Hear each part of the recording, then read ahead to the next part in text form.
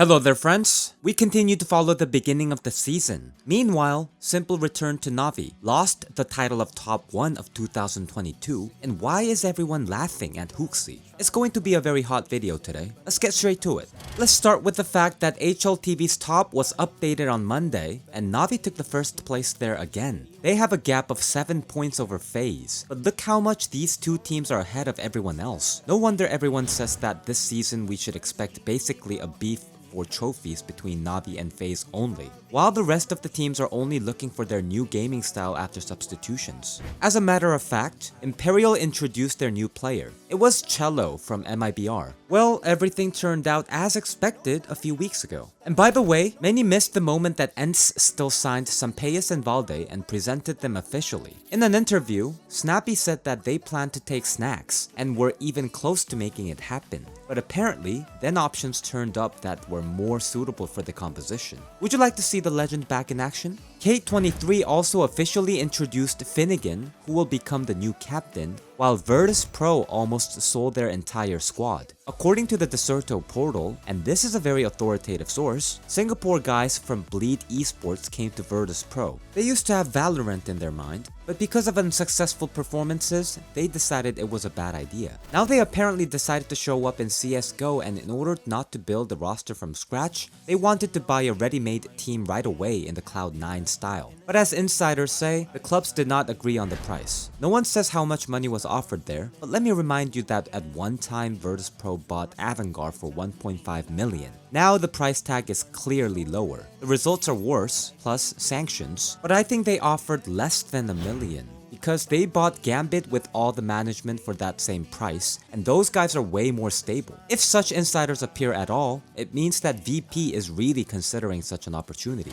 Well, in the meantime, the teams are preparing for the ESL Pro League and the Blast playoffs. Astralis, the 4-time major champions, have to play at the qualifiers for the RMR, fight for survival together with the tier 3 and 4 teams. And to put it mildly, it turns out things aren't great there for them. They have already been eliminated from 3 qualifiers in a row, and this time they lost to Los Cogutos. I thought they were Mexicans, but they were actually Poles. But in any case, this is the top 100 team in the world. Well, yeah. The Danes won the group on Blast, and now they can't make it through the major. Well, isn't now just the perfect time to return Device? Even Thorin writes about this. Now is the best time to bring back Device to the team. He rested as much as he needed. People don't remember that this is a player who has never rested before. Only in 2017 or so, he went inactive due to a serious illness. In 2020, it was not him who took a vacation due to feeling burnout, but Glaive and Zipnix did. Device remained in the lineup and lost at tournaments along with Yugi and everyone who was signed by Astralis at that time. This guy has never taken time to have a rest, so I understand if he has something like this on his mind. If I don't return to a team that is capable of winning a major, then my vacation will last as long as I want. Throughout his career, Device has been the most stable player, so I'm not worried about his individual level. I am sure that after 3 months of constant performances, the old Device will return.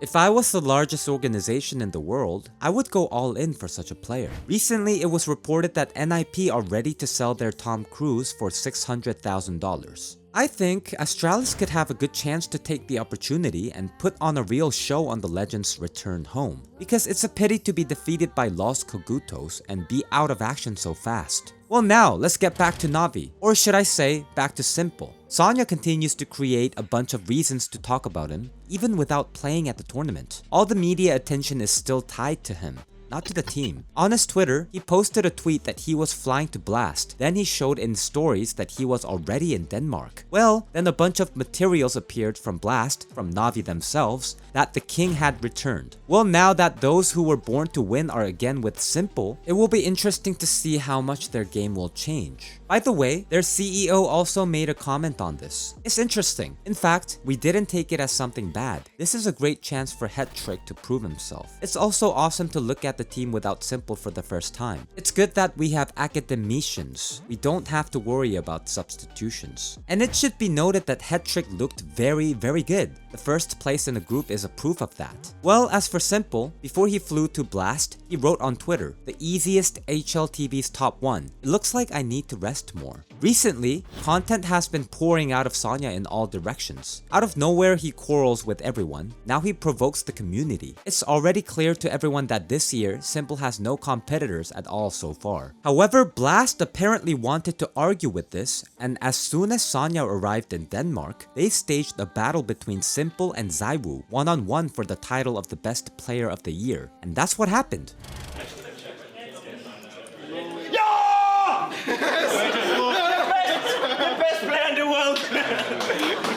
You can beat him on this resolution, why you don't do it in official games? Yeah.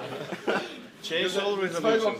We are waiting for the full version of the video, but it looks like the case is closed. The title of being the top 1 of the year goes to ZYWOO. Just like that, there even was no need to win any tournaments and to show great statistics in the finals either. So he just came and defeated s1mple one-on-one, and that's it. Perfect. Well, as for the Blast, there are the playoffs in full swing at the moment. The results are on your screen. Perhaps in the next video, I will make reviews for each fresh match if you support this idea by leaving likes. In the meantime, everyone is making fun of Hooxi and his individual game. He even writes himself, "You know, I was kind of joking in the interview about not shooting anyone, but it's becoming a bit too real now. Still an improvement from last time I played Dust 2. After the match, the entire Twitter and Reddit was filled with memes about Hooxi and his gorgeous 3 frags on Dust. But m0NESY stood up for this new captain. It was a very cool game. I had a lot more freedom, thanks to Hooxi for that. We played aggressively in attack, but slower than usual. It seems that Big was very surprised. Our new captain is really good at calling." Well, and Big had fallen out and they may be facing replacements in the future. Capson said in an interview before the match that it takes a couple more failures for them to switch to the international squad. It is not possible to win with a purely German roster. Well friends, we continue to monitor the Blast. The most interesting things are ahead, and I don't say goodbye for a long time. See you soon!